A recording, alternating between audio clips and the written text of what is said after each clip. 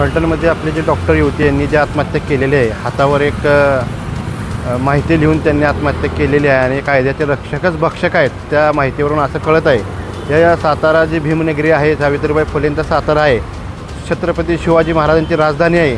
ज्या छत्रपती शिवाजी महाराजांनी एका महिलेवर अत्याचार झाला म्हणून ज्या राजाच्या पाटलाची बोटं आणि पाय छाटून टाकले होते, त्या शिवछत्रपतींच्या राजधानीत जर असं होत असेल, महिलांवर अत्याचार आणि युवतीवर अत्याचार होत असून आत्महत्या करण्याच्या वेळात असेल, तर सामान्य नागरिक इथला हातबल झालेला आहे. आणि परवा 15 दिवसामागं सासवडमध्ये जी घटना घडली, 15 दिवस पूर्ण होत नाही, ते फलटणमध्ये ही घटना घडली. कायद्याचा धाक राहिलेला नाही आहे, कायद्याचा धाक राहावा आणि फास्ट ट्रॅक कोर्टामध्ये हे केस चालवून यांना फाशी शिक्षा देण्यात यावी, एवढी आम्ही मुस्लिम मावळा छत्रपती संघटनेतर्फे मागणी केलेली आहे.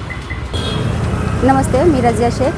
2 दिवसापूर्वीच आपण ऐकत होतो की फलटणमध्ये डॉक्टर युवती यांनी आत्महत्या केली. आत्महत्या लिहिण्यापूर्वी त्यांनी त्या आरोपींची नावं हातावर लिहून ठेवलेली. पण आज पोलीस आपण म्हणतो की पोलीस रक्षक आहेत आणि आज तेच पोलीस जर भक्षक झाले आहेत, तर आम्ही महिला कोणाकडे दाद मागणार? काय राहिलं आहे? आज आमचं सातारा कुठे नेऊन ठेवलं आहे? आज त्यांच्याकडे आपण ज्यांच्याकडे न्याय मागायला जातो तेच असं करायला लागल्यावर कोणावर विश्वास ठेवायचा? आम्ही महिलांनी कोणावर विश्वास ठेवायचं? 15 दिवसच नाही झाले की सासवडीचं आहे पण आपण ऐकलेलं आहे आणि ते न होताच आता ही ताजी खबर झाली. परत दस्तगिरीचं पण झालं आहे. म्हणजे साताऱ्यामध्ये काय चाललं हे? आपल्या सातारा कुठं नेऊन ठेवला आहे?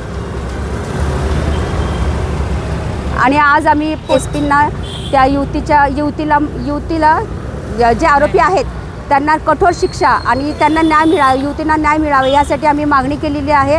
त्या आरोपीला कठोर कारवाई त्याच्यावर व्हावी, फाशीची शिक्षा व्हावी, ही मागणी आम्ही केलेली आहे.